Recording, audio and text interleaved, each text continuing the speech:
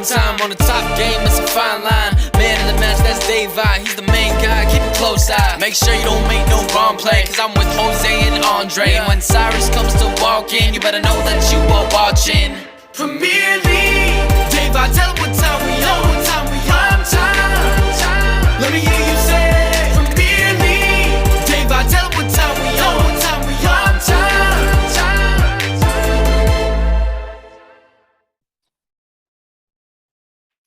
Hello and welcome back to Premier League Primetime, and this is my solo post-match fan cam for Manchester United losing 4-0 away at Brentford, and this is just another absolutely awful performance.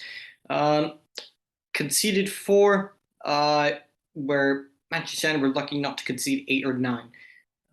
This game is men against boys. It was just an absolute embarrassment on Manchester United's part, and just an awful, awful performance. And I was looking and thinking changes need to be made from last week after the horrendous showing against Brighton. The only change that I saw was the goal tally on the opposing team's count. That's the only thing I saw change. And we play Liverpool next week. Liverpool are licking their lips. They are honestly licking their lips. They're looking at this game and saying, oh, I can't wait for that one. Imagine what Liverpool can do to us. Seeing what Brentford's done to us. Seeing what Brighton's done to us. With players like Mohamed Salah, Trent Alexander-Arnold, and Andy Robertson. Luis Diaz. Providing service and attacking output from the wide areas. Really? No. No. This was an absolutely dreadful performance. Well worse than Brighton, conceded 4 goals in the first 35 minutes. 4 goals in 35 minutes. Abysmal. That should have been 6 by the end of the first half. Complete and utter shambles.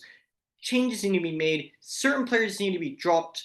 And honestly, I don't see any hope with this Liverpool game, but I'll get right into the players. Starting off in goal, Daveye cost us the game. He was awful. First 2 goals. The first one. What on earth was that? With Josh De Silva's shot. Just letting it go straight through you. You're an experienced goalkeeper. Cannot be making those kinds of mistakes. No, absolutely not. He's done it 1 too many times. Liability. Absolute liability today. Daveye gets a 0. 0, 0, 0, 0, 0. He was dreadful. Going into the back 4, I'll start with Diogo Dalot. And you know what? Again, fair play to him. Best of a bad bunch. I can't give him that much credit because he was a part of the reason why Manchester United conceded 4 goals in the end. But he was the best of the defense. I'll give him a 3. Harry Maguire didn't have that bad of a game. But at the same time, again, 0 leadership. No leadership whatsoever. Why are you communicating to the midfielders? Why haven't you been trying to help Martinez adjust? He was poor today as well, but not the worst player on the pitch. Actually, I'll go back. I'll give Diogo Dalot a 4. I'll give Maguire a 3. Lisandro Martinez. Boy. I like Lisandro Martinez, but he had an absolutely shocking game today. People were expecting him to win physical battles and aerial duels against the likes of Brian Mbeumo and Ivan Toney. Really? Really? Come on now. He's 5'9". Give him a break. But even then, just didn't look all that convincing. 3. No, I'll give him a 2. Luke Shaw gets a 1. He was absolutely dreadful. He offered literally nothing. Absolutely 0. He offered nothing down that left-hand side. What did he offer? Nothing. 0. He offered absolutely nothing. I'll give him a point because, as I say, for a lot of players, he put his kid on the right way. That's about the only reason I can give that man a 1. Into the midfield pivot, and I'll start with Fred. Probably the best of a bad bunch in midfield, but not that convincing at all. Give him a 3. Christian Eriksen, I'll give him a 3 as well. Did some good things. Did try and spray passes, switch the field, but very, very, very average from Christian Eriksen. But I'm not going to give him an average score because he's also at part for the second goal. Why is he trying to be cute in the box when if you receive a ball like that, you just clear that ball out when you have a man right on you?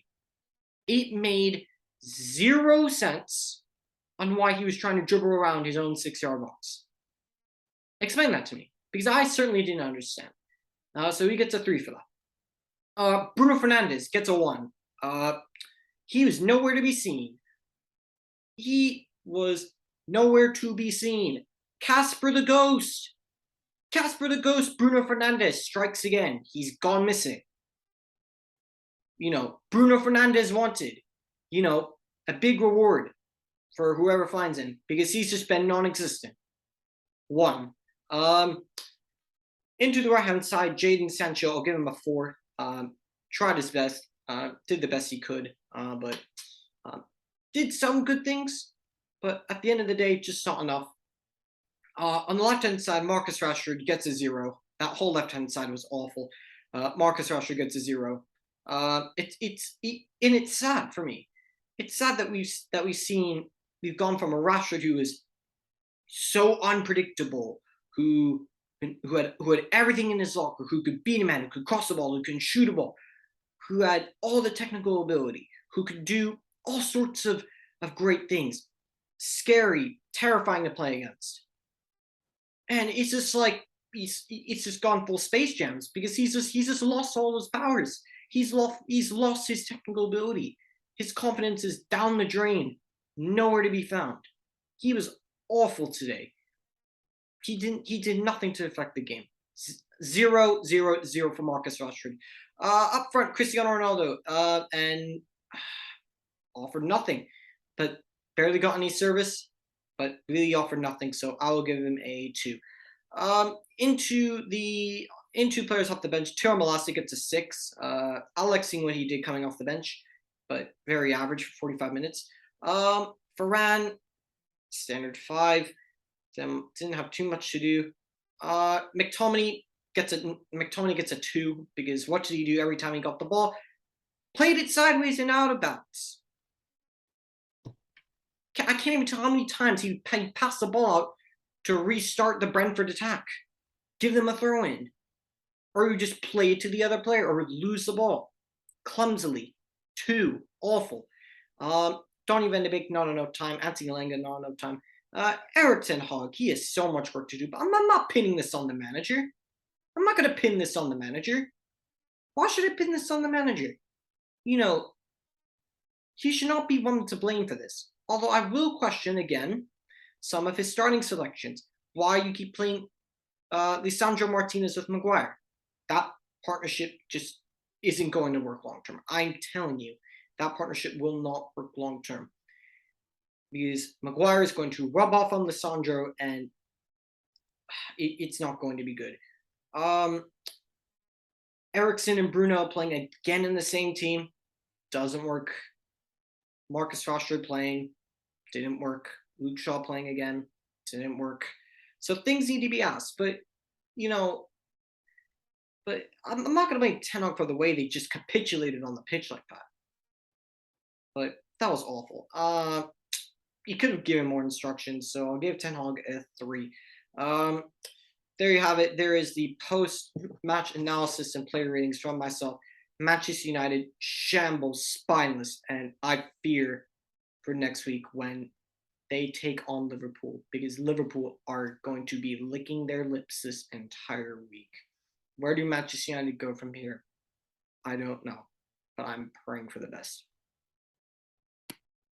Thank you so much for your time watching this, and let us know in the comments down below, what are your thoughts on the topics that have been in store in this feature of Premier League Primetime in the comments down below.